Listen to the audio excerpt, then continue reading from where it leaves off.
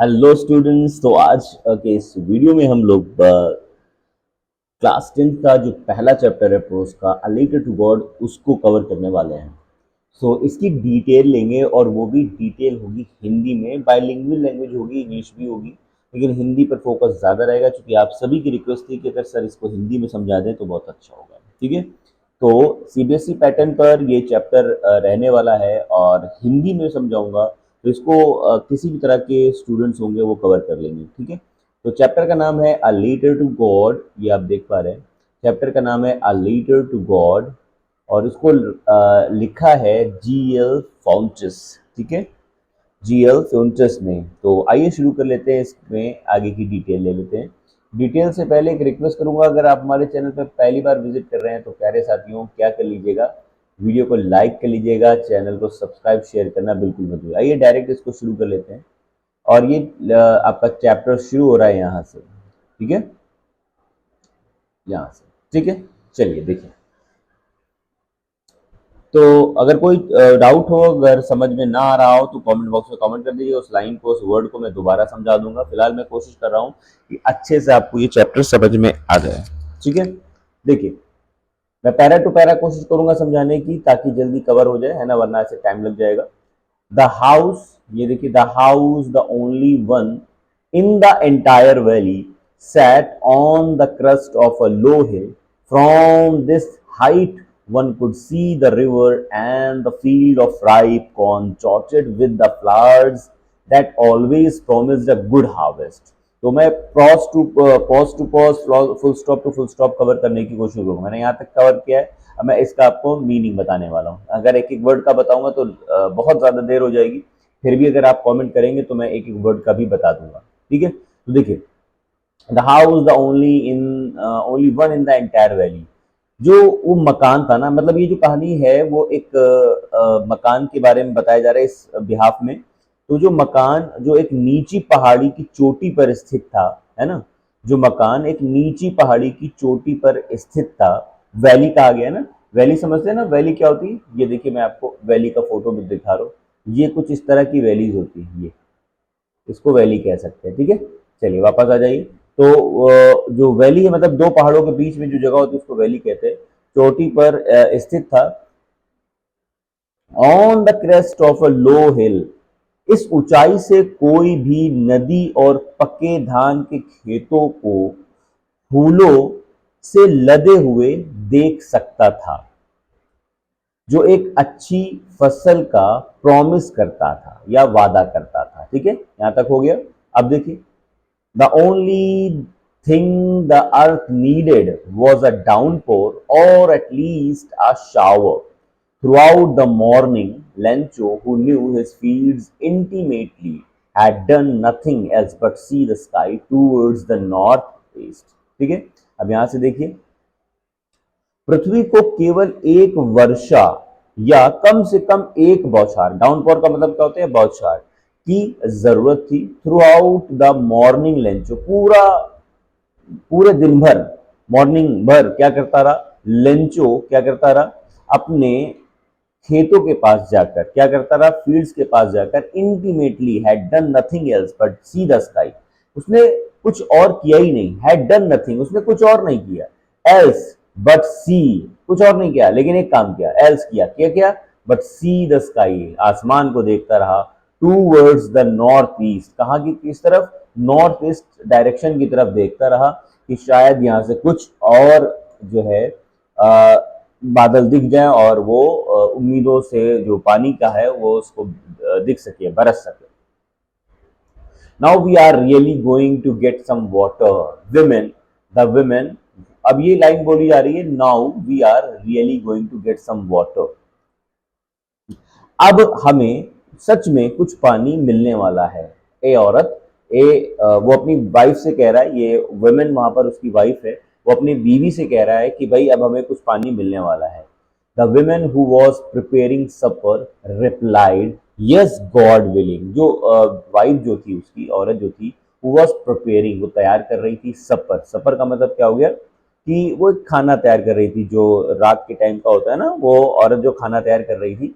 Replied, उसने जवाब दिया, यस गॉड विलिंग, मतलब अगर गॉड ने चाहा तो जरूर ऐसा होगा। The older boys were working in the field, जो बड़े लड़के थे वो क्या कर रहे थे, वहीं पर खेल रहे थे, वर्किंग कर रहे थे। लड़का जो सॉरी काम कर रहा था, जो बड़ी उम्र के लड़के ना खेत में काम कर रहे थे उसके, और and while the smaller ones, और जो छोटा था वो खेल रहा था near near the house until the women call to them all. मतलब जब तक उस मम्मी ने उसकी उन लोगों को बुलाया नहीं, वो सब अपने अपना काम कर रहे थे। पहला बेटा क्या कर रहा था, अच्छा यहाँ पर एक कंडीशन समझते जाइएगा, ये सब क्वेश्चन के आंसर्स को लिखने में आपके काम आएगा। यहाँ पर लिखा हुआ है कि पहला बेटा क्या कर रहा था, खेतों में काम कर रहा था, और दूसरा क्या लिखा हुआ है कि वो खेल रहा था नियर द हाउस, हाउस के पास। और वो तब तक नहीं आया जब तक उनको बुलाया नहीं मम्मी ने, ठीक है। तो किसने बुलाया है, उनकी माँ ने बुलाया है। कम फॉर डिनर, चलो आ जाओ, खाना तैयार हो गया, मम्मी ने कहा। It was during the meal that just as, मतलब ये बात जब हो रही थी वो खाने के बीच में हो रही थी, ठीक है। Just as Lencho had predicted big drops of rain, मतलब यहाँ पर देखो क्या है कि मतलब खाना चल ही रहा था, उसी खाने के बीच में लेंचो ने क्या कहा, लेंचो हैड प्रेडिक्टेड, लेंचो ने प्रेडिक्ट किया, लेंचो ने भविष्यवाणी की, किस बारे की भविष्यवाणी की है, big drops of rain began to fall, जो बड़ी बड़ी बूंदे हैं वो बस क्या है, बस गिरने ही वाली हैं या गिरने वाली हैं। In the north east huge mountains of clouds could be seen approaching, मतलब नॉर्थ ईस्ट की तरफ से अगर देखो तो बड़े बड़े माउंटेन्स के पास क्लाउड्स आते दिख रहे हैं, अप्रोचिंग का मतलब आते हुए दिख रहे हैं। द एयर वॉज फ्रेश, हवा, जब पानी आता है ना तो क्या होता है कि एयर फ्रेश सी लगती है, ठंडी सी लगती है। तो क्या वो कह रहा है कि वो कह रहा है एयर फ्रेश लग रही है एंड स्वीट, और बहुत ही अच्छी लग रही है। फ्रेश का मतलब फ्रेश लग रही है और मधुर सी लग रही है। The man went out for no other reason, वो आदमी मतलब लेंचो, मैन का मतलब वो लेंचो क्या हुआ, वेंट आउट, गया बाहर, फॉर नो अदर रीजन, किसी और के रीजन के लिए नहीं, टू हैव द प्लेजर, अपनी खुशी देखने के लिए। किस बात के लिए, ऑफ फीलिंग द रेन, कि उसको रेन देखने को मिल जाए, ऑन हिज बॉडी, उसके बदन पर, मतलब अगर कि उसकी बॉडी पर रेन गिरेगी तो उसको फील आएगा अच्छा सा। And when he return he exclaimed, जब वो वापस आया बाहर से तो उसने एक्सप्लेन किया, these are not rain drops, ये रेन ड्रॉप्स नहीं हैं, ये रेन ड्रॉप्स तो नहीं है। अच्छा रेन ड्रॉप्स नहीं है तो फिर क्या है, उसने इस बात को क्यों कहा कि भाई ये रेन ड्रॉप्स नहीं है। फॉलिंग फ्रॉम स्काई, ये रेन ड्रॉप्स नहीं है जो आसमान से गिर रही है, दे आर न्यू पॉइंट्स, ये क्या है, ये तो न्यू पॉइंट्स हैं। The big drops are 10 cent pieces, जो गिर रही हैं बूंदे वो तो इतनी बड़ी हैं जैसे कि 10 सेंट पीसेस। अच्छा यहाँ पर जो सेंट वर्ड आया ना, ये सेंट, ये हर कंट्री के लिए जो कॉइन्स होते हैं ना उनका नाम होता है अलग अलग, जैसे अपने इंडिया में तो सिक्के कहते हैं, कॉइन्स कहते हैं, वैसे अलग अलग कंट्रीज में कॉइन्स का नाम होता है। जैसे यूरोप वगैरह की कुछ कंट्रियों में कॉइन्स को सेंट कहा जाता है। तो 10 सेंट पीसेस की तरह है। And the little ones are 5, जो छोटी बूंदे हैं ऐसा तो लग रहा है वो 5 सेंट्स के बराबर हैं, और जो बड़ी बूंदे हैं वो लग रहा है 10 सेंट्स के बराबर है। विद अ सेटिस्फाइड एक्सप्रेशन, अपने सेटिस्फैक्शन एक्सप्रेशन के साथ ही regarded the field of ripe corn with its flowers. अब वो जो सेटिस्फैक्शन था उसके चेहरे पर, तो उसने क्या हुआ कि अब अपने उसने एक्सप्रेशन के साथ ही रिगार्डेड, रिगार्ड का मतलब होता है देखा, किसकी तरफ देखा, अपनी फील्ड की, मैदान खेत की तरफ देखा, ऑफ राइप कॉर्न, जो बस क्या था कि बस जो तैयार ही थी, उसकी फसल जो तैयार थी फूलों के साथ उसकी तरफ देखा। Draped in a curtain of rain, जो कि एक अजीब से पर्दे से ढक चुकी थी, मतलब रेन इतनी गिरी थी कि यहाँ पर देखिए ये क्या है ना, मेटाफर यूज किया गया है। अच्छा कर्टन का मतलब होता है पर्दा, लेकिन अब कोई पर्दा तो है नहीं, लेकिन यहाँ पर जो कर्टन वर्ड यूज किया गया है ये एक मेटाफर यूज किया गया है, रेन का पर्दा, ठीक है। तो रेन के पर्दे की तरह उसका पूरी फसल ढक चुकी थी। But suddenly a strong wind began to blow and along with the rain with large hail storms began to fall. अब यहाँ पर देखिए क्या हो रहा है कि एक जो है अभी तक इस पैरा में यहाँ तक एक खुशी का माहौल चल रहा है, लेकिन अचानक इस पैरा से लेकर यहाँ तक एक गम का माहौल चलना शुरू हो जाएगा। क्या हो रहा है देखो, but suddenly a strong wind began, अचानक एक बहुत तेज हवा आना शुरू हो गई, टू ब्लो, चलना शुरू हो गई, and along with the rain, और जो हवा थी उसमें रेन भी थी, बारिश भी हो रही थी, वेरी लार्ज, और अच्छे बड़े बड़े हेल स्टॉर्म्स का मतलब जो हेल स्टोन्स थे, मतलब जिसे कह सकते हैं ना बर्फ जो गिरती है, पत्थर वो गिरने लग गए। These truly did resemble new silver coins, वो ऐसे लग रहे थे जैसे कि नई सिल्वर कॉइन्स हो। The boys exposing themselves to the rain ran out to collect the frozen pearls, और जो बच्चे थे, जो लड़के थे, वो उस रेन जो हेल स्टॉर्म गिर रहे थे जमीन पर, उनको कलेक्ट करने के लिए मैदान में, खेतों में दौड़े। और जो वो कलेक्ट करने के दौड़े तो उसको वो ऐसा फील कर रहे थे जैसे कि जमे हुए मोती गिर गए हों। ठीक है, चलिए अब हम लोग इस पैरा में पहुंच गए हैं। It is really getting bad now, ये तो बहुत बुरा हुआ, एक्सक्लेम द मैन, ये आदमी ने कहा। ठीक है, I hope it passes quickly, मुझे ऐसा उम्मीद है कि अब ये बहुत जल्द पास हो जाएगी, मतलब ये रेंज चली जाएगी। ठीक है, अब it did not pass quickly, लेकिन ये पास नहीं हुई। फॉर एन आवर, 1 घंटा तक बारिश होती रही। The hell rained on the house, इतनी गिरी कि वो घर के मतलब पूरा का पूरा सब कुछ भर गया, किससे, हेल स्टोन से। द गार्डन भर गया, घर भर गया, द हिल साइड भर गई, द कॉर्नफील्ड मतलब खेत भर गए, ऑन द होल वैली, जो होल वैली में सब कुछ चारों तरफ क्या हो गया कि सब कुछ भर गया, किससे, हेल स्टॉर्म से। यहाँ पर हेल स्टॉर्म आया था ना। द फील्ड वॉज वाइट, अब पूरी की पूरी फील्ड वाइट हो गई थी। As if covered with salt, ऐसा लग रहा था कि वो चारों तरफ नमक सा बिखरा हुआ है। अच्छा, ये चीज बड़ी इंपॉर्टेंट है, क्वेश्चन ये पूछा जाएगा आपसे कि वो जो चीज किस तरह की लग रही थी, उसकी बारिश होने के बाद, हेल स्टोन्स गिरने के बाद उसकी खेत, उसका उसका उसकी फील्ड कैसी दिख रही थी, वो कवर्ड किस चीज से हो गई थी। ऐसा लग रहा था कि वो सॉल्ट की तरह, रियलिटी में कोई सॉल्ट नहीं था। होता क्या है कि जब दूर से देखोगे ना तो ऐसा दिखाई देगा नमक ही नमक है, क्योंकि वो दूर से दिख रहा है ना। Not a leaf remained on the trees, कोई भी पत्ती तक ना बची पेड़ों पर। The corn was totally destroyed, पूरी तरह से फसल बर्बाद हो गई। The flowers were gone from the plants, जो फूल थे वो पौधों से गिर चुके थे। Lencho soul was filled with sadness, Lencho की जो रूह थी, जो आत्मा थी, वो पूरी तरह से दुखी हो चुकी थी, मतलब ओवरऑल लेंचो ही दुखी हो चुका था।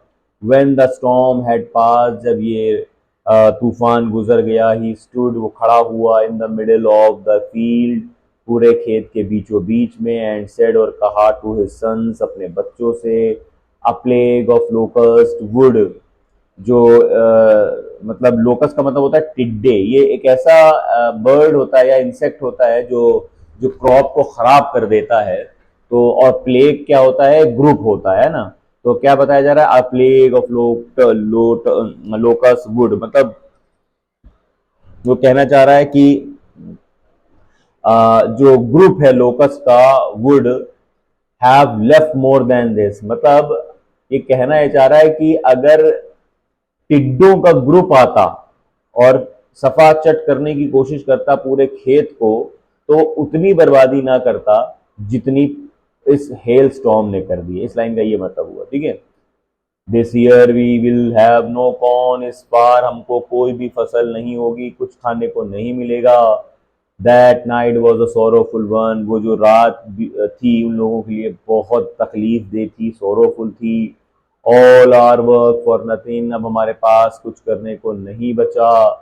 There is no one who can help us, अब हमारे पास ऐसा कोई व्यक्ति नहीं है जो हमारी हेल्प कर सके।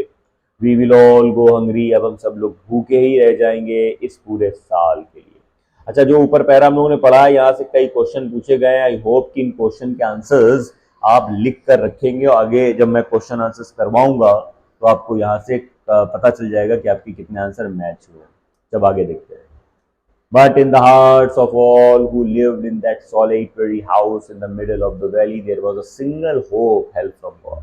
मतलब कहा जा रहा है कि उस घाटी में जो था ना, वो पूरे घाटी में जो एक लौता घर था वो सिर्फ उसी लेंचो का था। और अब वो लेंचो किससे ही उम्मीद करेगा सिवाय गॉड से, तो अब उसने गॉड से उम्मीद करना शुरू की।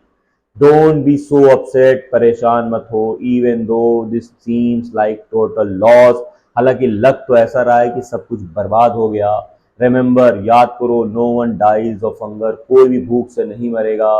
दैट्स व्हाट दे से, ये बात उन्होंने कही। No one dies of hunger, कोई भूख से नहीं मरता। ऑल थ्रू दैट नाइट, पूरी रात Lencho thought only of his one hope, वो सिर्फ और सिर्फ अपनी एक होप के बारे में सोचता रहा, द हेल्प ऑफ गॉड, कि कैसे उसको गॉड की हेल्प मिल जाए। हुज आईज, उसकी आंखें, as he had been instructed, ऐसा लग रहा था कि उसको कोई इंस्ट्रक्ट कर रहा है, कोई रास्ता दिखा रहा है कि सी एवरीथिंग, हर चीज देखो। Even word is deep in one's conscience, मतलब कॉन्साइंस, मतलब उसकी अंतरात्मा में ये सारी चीजें लग रही थी कि परेशान मत हो, तुमको परमात्मा की, ईश्वर की सहायता मिलेगी, don't worry. Lencho was an ox of a man, वो एक an ox of a man, ये तो एक इडियम है, इसको समझिए क्या है। तो ये कहना चाह रहा है कि वो एक मजबूत इंसान था, एक भरोसे, जो गॉड पर भरोसा रखता है, working like an animal in the fields, और वो ऐसा मजबूत इंसान था कि हमेशा अपने खेतों में काम करता रहता था। But still he knew how to write, वो जानता था कि कैसे लिखना है। द फॉलोइंग संडे, आने वाले संडे को, एट डे ब्रेक, दिन के हिस्से में, he began to write a letter, उसने एक लेटर लिखना शुरू किया, which he himself would carry to town and place in the mail, जो वो खुद कैरी करके ले गया मेल बॉक्स, मतलब पोस्ट ऑफिस में, और वहां उसने एक लेटर जो लिखा हुआ था पोस्ट गॉड को, उसने वो पोस्ट कर दिया। It was nothing less than a letter to God, ये लेटर कुछ ऐसा वैसा लेटर नहीं था, ये लेटर लिखा गया था लेंचो की तरफ से गॉड को। गॉड, ही रोड, अब वो लेटर में क्या लिख रहा है समझिए। If you don't know help me, अगर तुम नहीं जानते, उसने लिखा, अगर तुमने मेरी सहायता नहीं की, my family and I will go hungry, हम और मेरे और मेरी फैमिली इस वर्ष भूखी रह जाएगी, भूखी मर जाएगी। आई नीड 100 पेसोज, मुझे 100 पैसों की जरूरत है, in order to sow my field again, कि ताकि मैं अपने खेत को दोबारा बो सकूं, एंड टू लिव, और जी सकूं, अनटिल द क्रॉप कम्स, जब तक दोबारा फसल खड़ी नहीं होती। बिकॉज द हेल स्टॉर्म, क्योंकि हेल स्टॉर्म ने, तूफान ने, ओलों ने सब कुछ कर दिया है बर्बाद। ही रोट, उसने लिखा, टू गॉड, गॉड को, ऑन द एनवलप, एनवलप के अंदर जो था लिख दिया। पुट द लेटर इनसाइड, अंदर रख दिया। स्टिल ट्रबल्ड, अभी भी वो परेशानी में लग रहा था। वेंट टू टाउन, और उसी परेशानी में वो भागता हुआ कस्बे की तरफ आगे गया। At the post office, post office में। ही प्लेस्ड अ स्टैम्प, फिर उसने स्टैम्प लगाया ऑन द लेटर, लेटर पर, and dropped it into the mail box, और उसको मेल बॉक्स में डाल दिया। वन ऑफ द एम्प्लॉयज वहाँ जो काम करते हैं उनमें से एक एम्प्लॉय ने, हु वाज अ पोस्टमैन, जो पोस्टमैन था, and also help at the post office, जो पोस्ट ऑफिस को इधर, जो पोस्ट को इधर से उधर ले जाता था, वेंट टू हिज बॉस, अपने बॉस के पास गया, लाफिंग हार्टली, और बड़ा मतलब जोरदार हंसने लगा, and showed him the letter, और उस लेटर को दिखाया टू गॉड, गॉड को। नेवर इन दिस करियर, उसके अपने कैरियर में एज अ पोस्टमैन, पोस्टमैन के कैरियर में, had he known that address, कभी उन्हें ऐसा लेटर नहीं देखा जो गॉड को लिखा गया हो, या गॉड के जैसे पते पर लिखा गया हो। द पोस्ट मास्टर, जो पोस्ट मास्टर था, अ फैट, थोड़ा था मोटा सा था, एमिएबल था, बड़ा थोड़ा मिलनसार था, ऑल्सो ब्रोक आउट लाफिंग, वो भी हंसने लगा।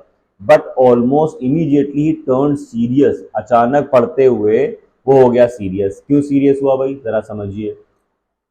And tapping the later on his desk, और अपने डेस्क पर पटकने लगा और कहने लगा, व्हाट अ फेथ, मतलब क्या यकीन है।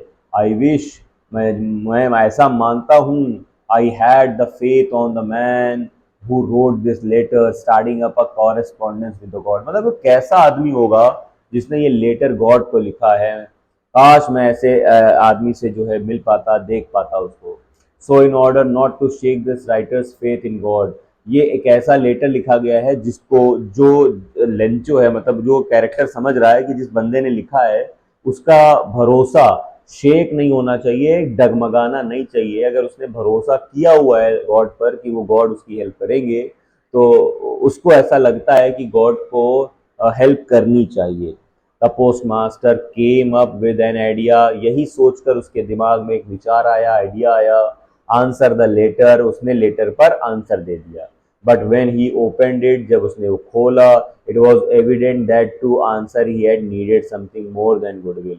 लेकिन जब उसने उसको खोल कर पढ़ा तो उसने सोचा कि इसमें तो जो है कुछ ऐसा है जो वो सोच रहा था उससे ज़्यादा है।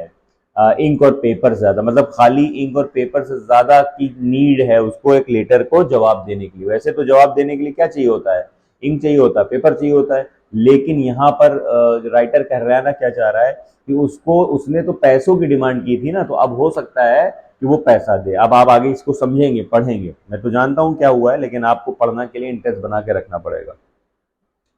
But he stuck to his resolution, लेकिन जब उसने आगे पढ़ा तो वो एकदम स्टक हो गया। स्टक का मतलब एकदम भौचक्का सा रह गया। ही आज फॉर मनी, क्योंकि लिखने वाले ने पैसा मांग लिया है। फ्रॉम हिज एम्प्लॉइज, एम्प्लॉइज से he himself gave part of salary. अब क्या हुआ, जब उसने अंदर ये पढ़ा तो उसने अपने एम्प्लॉइज से कुछ शेयर मांगा और उसने अपनी सैलरी का कुछ हिस्सा दिया उसके जवाब में। एंड सेवरल फ्रेंड्स से भी कुछ पैसा लिया, were obliged to give something for an act of charity. जो चैरिटी करने में आगे रहते हैं, उसने अपने कुछ दोस्तों से पैसा लिया, खुद भी दिया और एक मनी का कलेक्शन किया। It was impossible for him to gather together the 100 pesos, लेकिन ये थोड़ा मुश्किल था कि वो 100 पेसो जो लेंचो ने डिमांड की थी वो इकट्ठा कर पाए। So he was able to send the farmer only a little more than half, इसलिए सिर्फ वो कितना भेज पाया, 50 से ज़्यादा थोड़ा भेज पाया। He put the money in an envelope address to Lencho, और उसने उस पैसों को एनवेलप में रख दिया और लेंचो के एड्रेस पर भेज दिया। Containing only a single word as a signature God, उसने सिर्फ एक ही सिग्नेचर किया था गॉड का, और अपना नाम वाम नहीं लिखा, सिर्फ खाली गॉड लिख के भेज दिया। अब आगे देखो क्या होता है। अब यहाँ पर ये क्वेश्चन आंसर है ना, इसकी प्रैक्टिस जरूर करिएगा। The following Sunday Lencho came a bit earlier, अगले संडे को लेंचो थोड़ा जल्दी आ गया। देन यूजुअल, अपने जो टाइमिंग होती है पोस्ट ऑफिस खुलने की उससे जल्दी आ गया।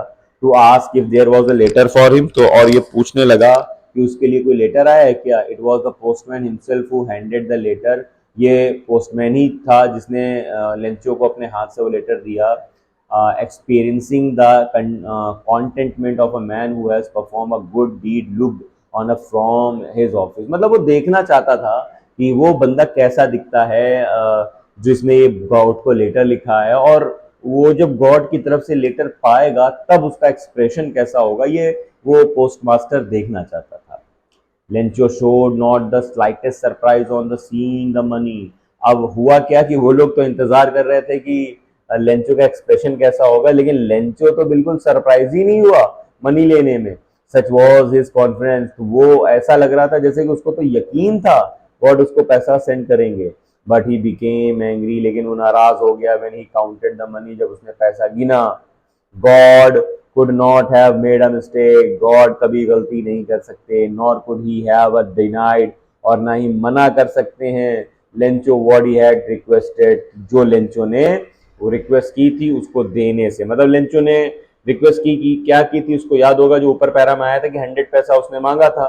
अब हुआ क्या है कि ये तो गॉड का लेटर था नहीं, या तो पोस्टमैन ने लिखा था, तो पोस्टमैन ने कितने पैसे दिए थे, बस खाली समझ लो 50 से थोड़ा ज्यादा ही दिया था। अब लेंचो जब इसको खोल रहा है तो कह रहा है कि ये तो 100 होने चाहिए थे, ये तो करीब 50 से ज्यादा ही है, तो इसका मतलब ये गॉड तो नहीं कर सकता। अब आगे देखो क्या हो रहा है भाई।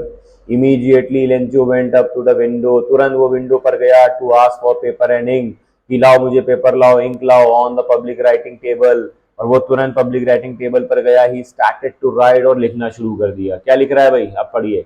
With much wrinkling of his brow, wrinkle करते हुए, रिंकल का मतलब होता है मतलब सिकोड़ लेना। अब उसने भावुए अपनी जो आईब्रोज थी वो सिकोड़ते हुए क्या कहा, caused by the effort he had to make the express his ideas, और अपना वो भाव से घोड़ते हुए अपनी आइडियाज को पेपर पे लिख रहा है। क्या लिख रहा है, when he finished he went to the window to buy a stamp which he licked and then fixed, मतलब उसने अपने आइडियाज को लिख दिया, और लिखने के बाद उसने क्या कर दिया, फिनिश करने के बाद वो गया विंडो पर, उसने एक स्टैम्प खरीदा, उसको लिक किया, लिक का मतलब होता चाटा, एंड देन फिक्स्ड इट, और उसको अफिक्स कर दिया मतलब चपका दिया। ये यहाँ पर पिक्चर बनाई गई है, वो देखिए। ये वही पोस्ट मास्टर हैं, ये लेंचो है, ठीक है। उसने वापस दे दिया इसका जवाब लिखकर।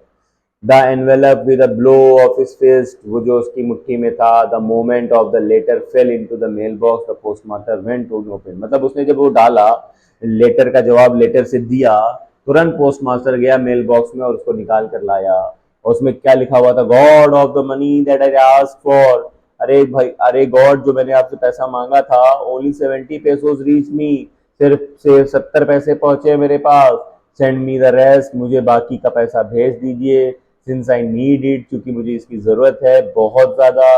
But don't send it to me through the mail, मुझे मेल बॉक्स से मत भेजिएगा, क्योंकि because the post office employees, जो पोस्ट ऑफिस के एम्प्लॉयज होते हैं ना, are a much of bunch of fruits, सब के सब बेईमानों का ग्रुप है। लेंचो ये बात कह रहा है क्योंकि उसमें उसको ऐसा फील हो रहा है कि गॉड तो कभी गलत कर नहीं सकता, धोखा दे नहीं सकते। इसका मतलब है मेरा जो पैसा 100 पैसे की जो मैंने डिमांड की थी, उसमें जो सिर्फ 70 पैसे आए हैं, बाकी का जो 30 पैसा है वो पक्का एम्प्लॉयज ने ले लिया है, ठीक है।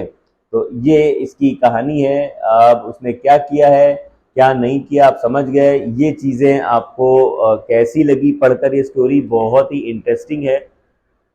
आई होप कि आपको पढ़कर बहुत अच्छा लगा होगा।